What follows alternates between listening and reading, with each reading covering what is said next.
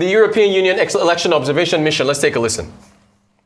Observers noted that most polling units opened on time, with materials present and election officials ready to serve the voter. However, there was less pressure on INEC operations throughout the day, owing to a dismal level of voter participation. Vote buying, also directly observed by EU EOM observers, further detracted from an appropriate conduct of the election in many places. The use of election technology was more efficient this time around. By midday yesterday, gubernatorial race results forms available online range from 62 to 97%, depending on the state.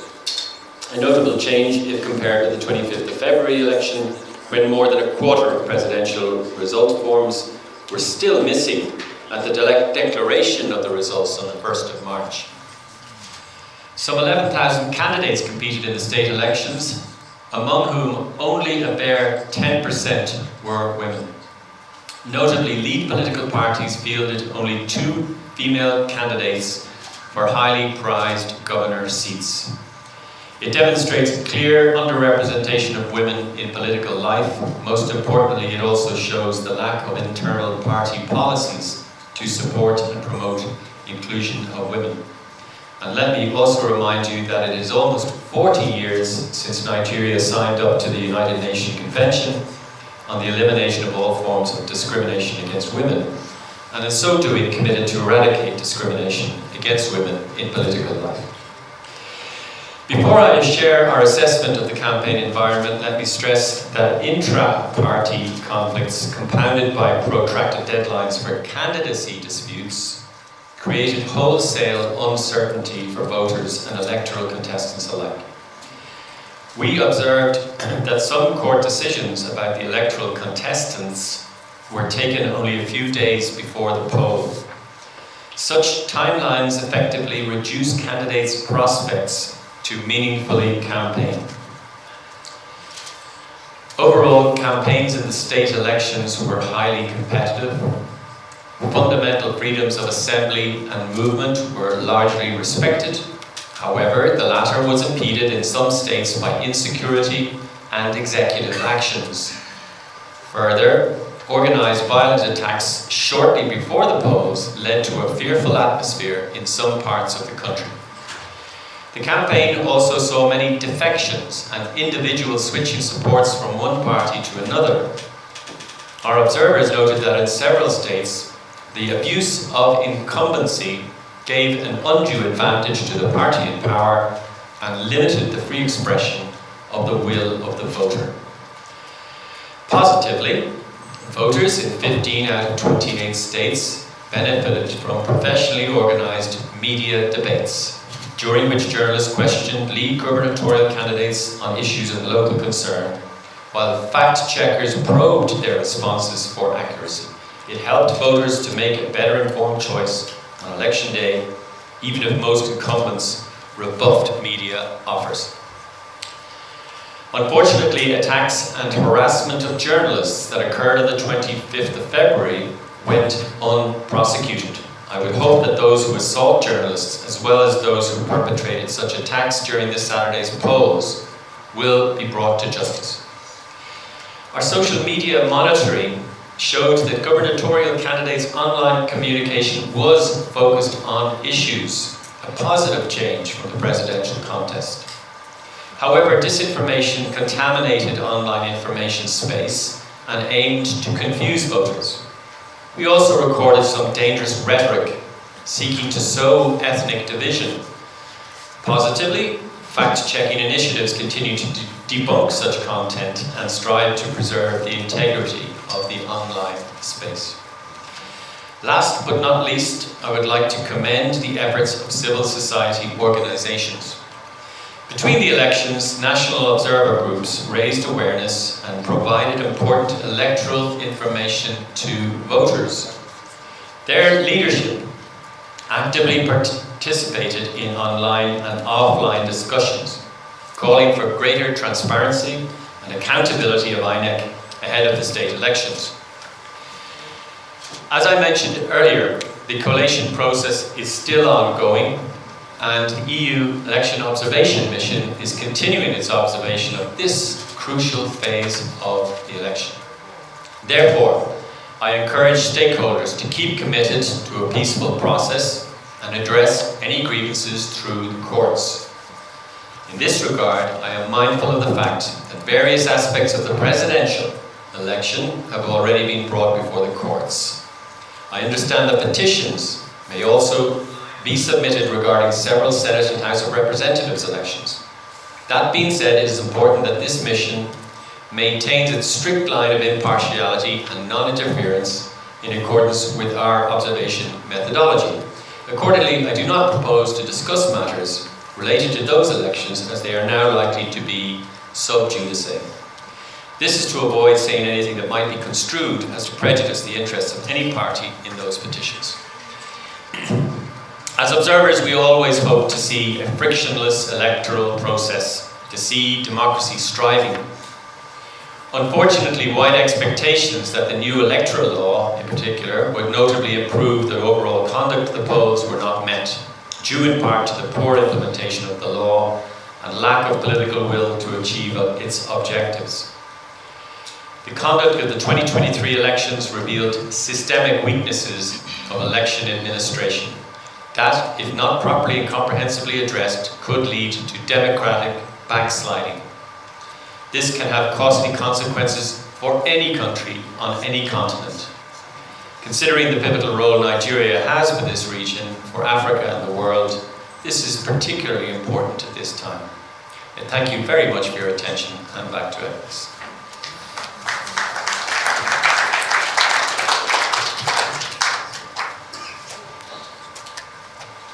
Thank you very much, Chief Observer. So now we are opening the floor for questions from the media. If you have any question, please wait for the microphone and introduce yourself and the media you're representing.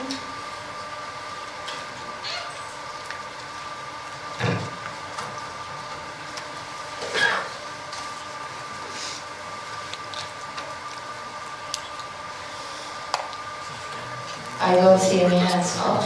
Oh yeah, we get this gentleman here. Side of the house. Please permit me to sit down because of the cameras behind. So my name is Frank Gregory. I'm a reporter with Chinese TV. I would like to ask one question. I know that in September, before the commencement of the election, the EU promised that the mission will be pledging over 30 million euros for the conduct of credible elections in Nigeria. The presidential and National Assembly election is gone. The governorship and state assembly election is winding down. I would like to ask, from what you have observed so far, are you getting value for the money you spend for this process? I would like to ask that. The second question, what will the EU be doing for those who so far are supported also, who caused some infractions on the electoral process? At the end of the day, what will you be doing as a penalty to them? Thank you. Thank you very much for that question. I think it's important at this point to draw a distinction between this mission and the European Union delegation. So we do represent the European Union together, but we are two separate entities. So the European Union mission is here since early January, and our core team, some of whom you see here this afternoon, will be here until April the 11th, and we will complete our reporting process within 3 months after today. And we will provide a final report with conclusions and recommendations. What you were describing in terms of EU investment in the democratic and governance process here in Nigeria is outside of our mandate. Nevertheless, it is important for us to be impactful and that the work we do is useful for Nigerians in particular.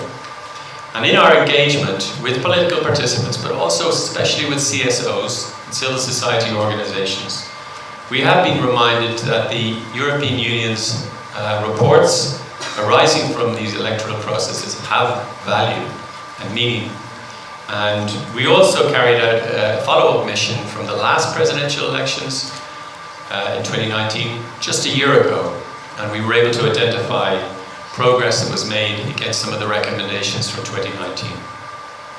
So naturally there is some disappointment about the events over the last 3 or 4 weeks, but we will commit fully. This is why we have such a team of experts, why we're here for the long haul, why we've been here throughout the process, not just for election days itself, because we are committed to Nigerian democracy on behalf of the people of Nigeria.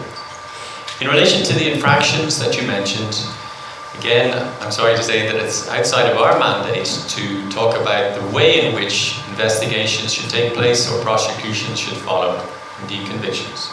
And these are a matter for the criminal authorities. And as I mentioned before, we would encourage anybody with a grievance or who has evidence in relation to a grievance to share that with the appropriate legal authorities and to pursue those grievances in the appropriate legal channels. Thank you.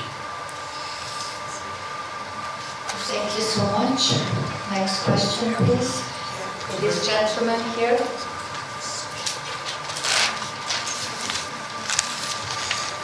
Good afternoon. My name is Dr. Anu Limano. I write for AFP World News Agency. I just want to find out from you. There have been reported cases of death, arising from individuals who tried during this period to disrupt elections. Some of them were killed by agencies, and some apparently maybe in the process of conflict, engagements like attacks. I just want to find out from you if you have a record of these numbers across the country since you have observers nationwide. Thank you. Thank you very much for that question, and I did try to draw attention to this fact. It's far more than a detail. It's absolutely tragic that 21 people, according to our latest information, lost their lives in election-related violence, and that's really unacceptable, and we want to pass our condolences to the families of those who lost their lives. And again, I would emphasize that if anybody has information relating to these incidents, that they should share it with appropriate legal authorities. And by any standards, when this kind of activity happens in the context of an election, it is almost inevitable that it has the effect of suppressing voter participation. And unfortunately, that is something that was very clearly seen on Saturday, where the high level of violence unfortunately had that effect.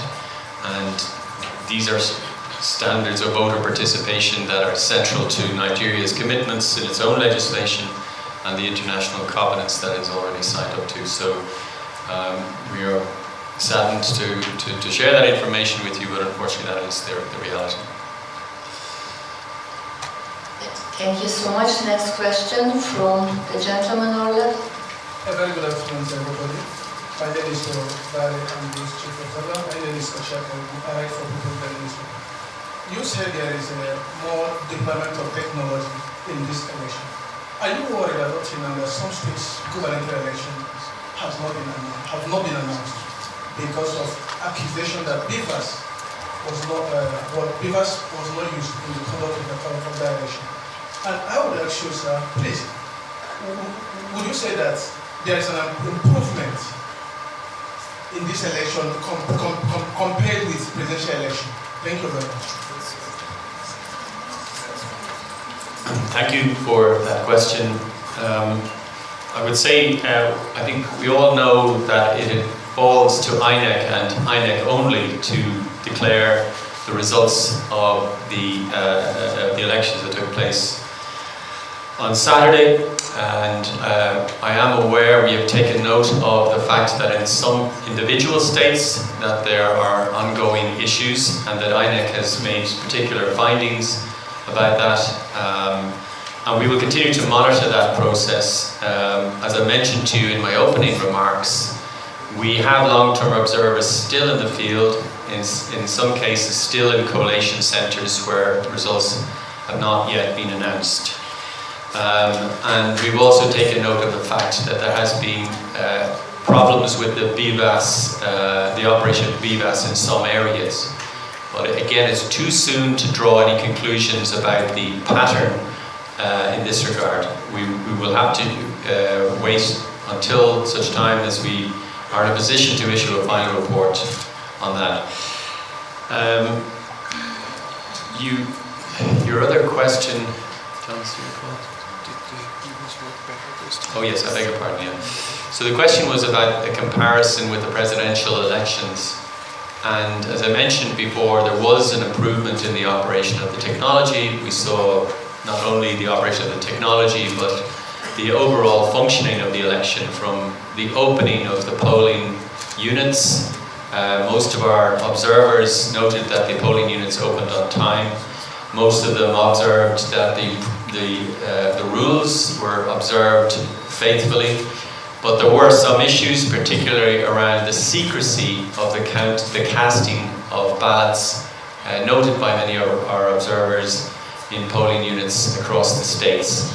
And this is an area, obviously, for improvement. But the most notable improvement was in the operation of the results viewing platform, where the promise of real-time opportunity to see the uploading of results was fulfilled in most cases. So there certainly was an improvement, but I would also add that there was a much lower turnout, which put less pressure on the electoral infrastructure that was operated on Saturday compared to the presidential.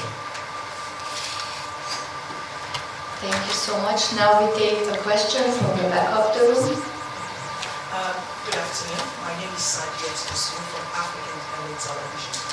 Okay, now the election so far, for the governorship election, we saw that there was issues of thuggery and violence in some parts of the state.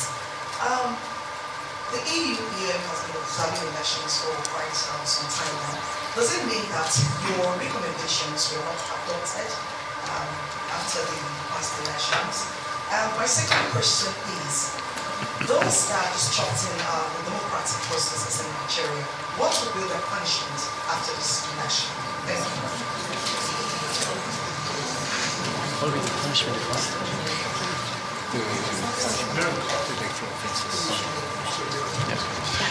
Thank you very much. As I mentioned before, our election observation mission follows a very specific methodology, and this is the 7th election since the restoration of democracy in 1999 that the European Union has covered. And you're right to say that there has been widespread evidence of thuggery and of intimidation and political violence during the course of the elections that took place on Saturday. This doesn't in any way undermine our commitment as a mission to deepening the roots of democracy in Africa. We'll never turn our back on that mission. And we are honoured to be here at the invitation of INEC, and with the cooperation of all of the authorities, and with the enthusiasm, by the way, of civil society and political participants. We will never turn our back on that mission. We take that very seriously. I did refer in my opening comments to the danger of democratic backsliding, and I think that is something that all of us want to avoid seeing happening. But if we were to simply pull up our tent and walk away, I think that's not something anybody would like to see us do. So we are committed for this, not only for this mission, but for the future, and we will continue to work towards those ends. Thank you.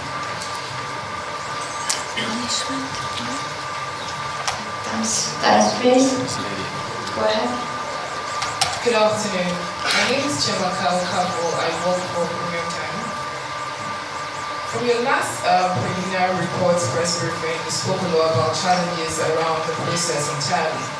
And you've done so again this afternoon in your report, although highlighting a few merits. I would like to ask you to speak directly to the merits you see in the process so far, and also if you think that the numerous challenges outlined should amount to cancellation of the election so far. Yeah, thank you. I think it is important to emphasize the positives. We're not here to just identify negatives. And I would also like to say that when we do provide criticism, I think it's accepted by all parties as in the spirit in which it's given, which is constructive in every possible way. However, those positives we identified in my opening remarks. I think the technology worked better. I think that there was much better focus on issues as opposed to party disputes, which was a characteristic of the presidential election that we drew attention to. We think that the social media debate was well moderated in terms of trying to identify disinformation and fact-checking.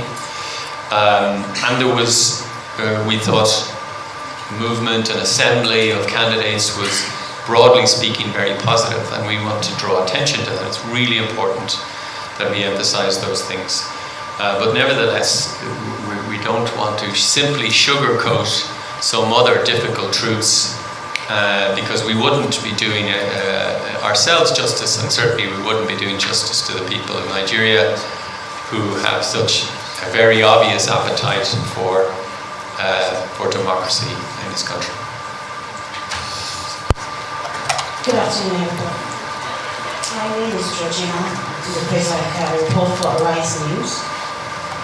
You made mention of several issues, and I took particular attention to your statement. Systematic weakness of the electoral process, if not addressed, could result in democratic backsliding. Now, going forward, what would you say the government of Nigeria and the electoral body should put together to address this democratic backsliding, as you put it? Because, of course, we do not want to go back to the military era. We want to continue this democratic process. Yes, we have our issues, but what would you highlight as factors that the electoral body should put together to address this, as well as the government? Remember, we saw ethnic sentiments being whipped up in certain states in the country, and Nigeria is one state, one country rather, and we would want to remain as one. Thank you. Well, thank you for drawing attention to that comment at the end of my speech. And it is a worry, and it's, by the way, it's unfortunately something that's happening across the world. So we have to take this very seriously. All of those of us who are dedicated to democracy and aren't complacent about it, it's important that we identify shortcomings when they happen and have honest and robust conversations about it when we fall short of the standards that we set ourselves. And we will make conclusions and recommendations in due course. But I don't want to avoid your question. I think it's important that I remind you that when we do these missions, we try to test the process against the criteria that are internationally accepted, particularly inclusivity and transparency. And unfortunately, some of the technology, particularly the presidential, was not adequate to its intentions and objectives, and this offended against the principles of transparency. And also the security problems that were experienced on Saturday make it very difficult for people to participate in these elections, and therefore reduces inclusivity and the capacity of people to exercise their democratic right to choose the government, and disenfranchises so many people. So I would draw attention to those two factors. But as I said, this is a preliminary report that we're sharing with you today, and we will continue our work over the next few months before we conclude with the final report. Thank you. Thank you. Please go ahead here.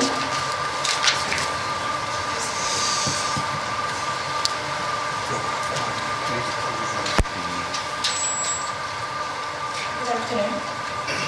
My name is Maureen Cole from Nigeria.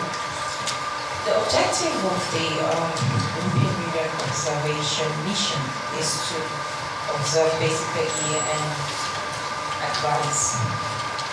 So in the case where you observe and advise, as a Nigerian government to adhere to some of the observations you've seen in the process. And such is not captured or reflected in the election year. What do you do?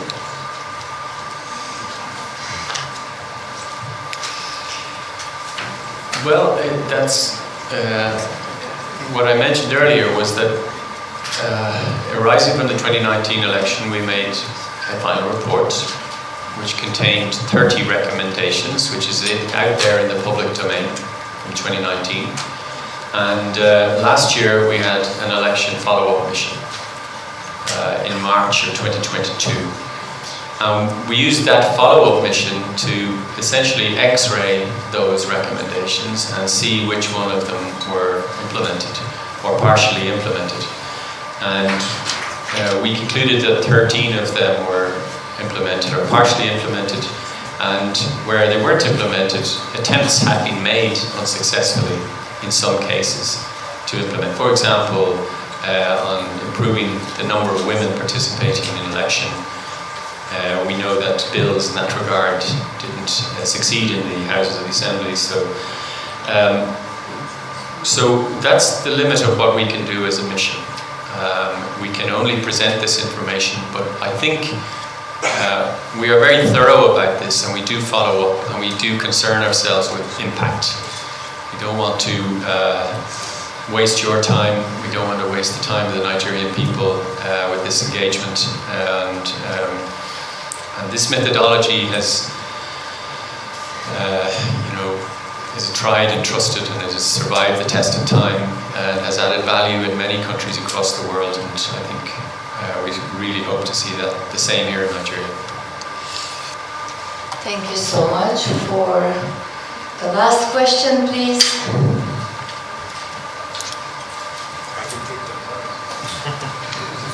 Jake. Yeah. Well, thank you.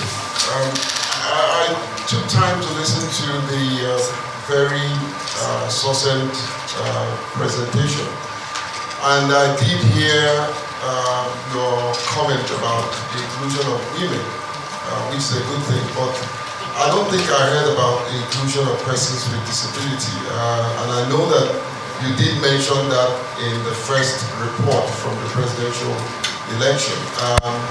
Did you monitor inclusion of persons with disability in this particular process, knowing fully well that we had 34 persons who contested various levels of election, and I'm glad that at least one person won, and won as a governor. Did you monitor that process? Thank you. Yes, indeed we did, and thanks for drawing attention to the fact that we covered this in the first preliminary statement, and we also covered it in this preliminary statement, which you see on page 9 of the report, where we note that CSOs in several states expressed a high level of dissatisfaction with efforts at inclusivity, and ahead of the poll on Saturday, we noted limited evidence of efforts to enhance participation of persons with disability. They were able to, as you know, participate in trainings for ad hoc staff. Very few were actually selected to serve. So again, it will feed into the overall conclusions and recommendations, and with your cooperation, we will continue to consult with your organizations as we come to the final report. Thank you. Thank you. So I believe we answered all the questions from the media, and then with this we're going to conclude this press conference. As our chief observer mentioned, please remember that the mission will return to Nigeria, and now it's continuing its activities, observing the process until the very end. Then the mission will return into about approximately 2 months after this time. It will present its comprehensive final report, which will include its detailed findings of the entire electoral process and recommendations for future elections and for the issues identified. You can find our preliminary statement and press release, an official printed copy, on your way out at our reception desk and also on our website. So once again, thank you very much for your interest in our press conference and in our findings. And the press conference ends now. Thank you. Thanks, Agnes. Was it okay? Yeah, so it was great.